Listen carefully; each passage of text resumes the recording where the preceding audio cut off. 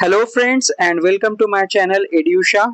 जैसा कि आप लोग जानते हैं, कल 14 जून 2026 को WBCS 2024 का प्रीलिम्स एग्जाम्स हो चुका है और पेपर देखने के बाद कई एस्पिरेंट्स के मन में यही क्वेश्चन है कि कट ऑफ क्या हो सकता है। तो इस वीडियो में मैं डिस्कस करूंगा कि कट ऑफ क्या रहने वाला है और पेपर का स्टैंडर्ड कैसा था।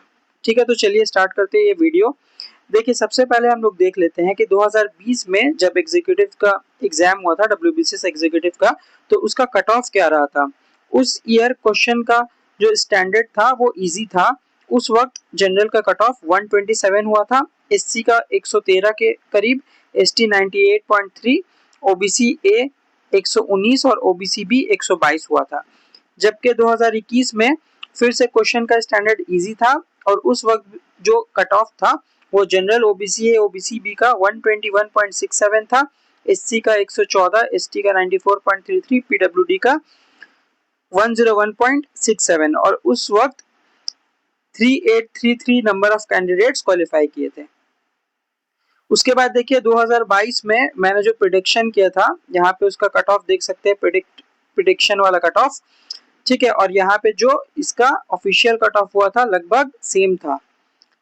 इसके बाद 2023 का भी मैंने एनालिसिस किया था, उसमें मैंने बताया था कि ऑलमोस्ट 102.5 के आसपास कट ऑफ रहने वाला है और ऑफिशियल जो कट ऑफ आया था वो 101.25 के पास था। ठीक है, तो ये आपका 2020, 21, 22, 23 का हुआ। अब जो है 2024 का जो कट ऑफ है वो क्या रह सकता है, इसको हम लोग यहाँ पे डिस्कस कर लेते हैं।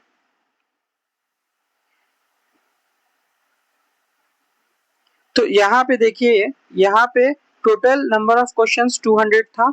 ठीक है, जिसमें से +1 मार्क्स था करेक्ट आंसर के लिए, -0.25 मार्क्स हर एक रॉन्ग आंसर के लिए था। तो यहाँ पे क्वेश्चन में आउट ऑफ 200 ऑलमोस्ट 111 क्वेश्चंस ऐसा था जिसको हम लोग इजी क्वेश्चंस बोल सकते हैं। ठीक है, और 60 क्वेश्चंस ऐसा था जो कि मॉडरेट क्वेश्चंस था और 29 क्वेश्चंस जो है वो टफ कैटेगरी में आता है।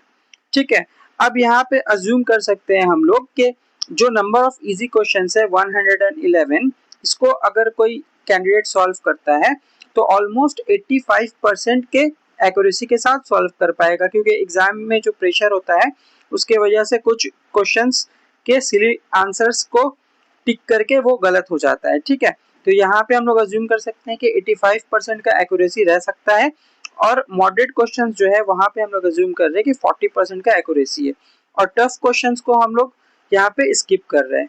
ठीक है, तो एक कैंडिडेट जो है वो आइडियल अटेम्प्ट इस पेपर में 160 क्वेश्चंस हो सकता है। ठीक है, तो 160 क्वेश्चंस में हम लोग अज्यूम कर रहे हैं कि 110 क्वेश्चन जो है वो नंबर ऑफ इजी क्वेश्चंस का अटेम्प्ट है। ठीक है, ये इजी क्वेश्चंस का अटेम्प्ट है और 50 क्वेश्चंस जो है वो मॉडरेट क्वेश्चन का अटेम्प्ट किया गया है। ठीक है, तो 110 इजी क्वेश्चन का अगर हम एक्यूरेसी 85% के हिसाब से निकालेंगे तो ऑलमोस्ट 94 क्वेश्चन जो है वो करेक्ट होना चाहिए। ठीक है, और 16 क्वेश्चन जो है वो इनकरेक्ट हो सकता है।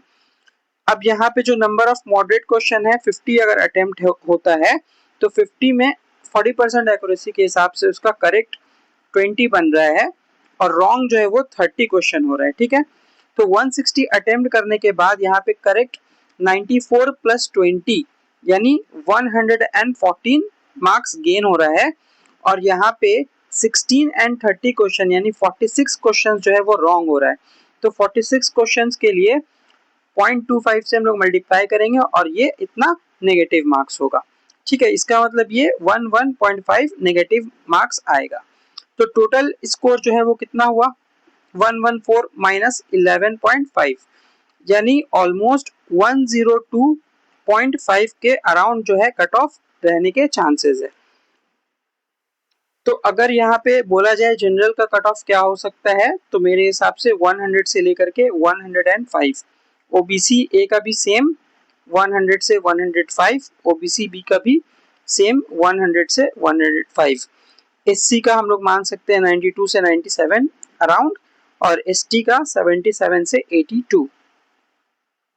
तो ये था मेरा प्रेडिक्शन कट ऑफ जो है 100 से 105 के आसपास जाने वाला है।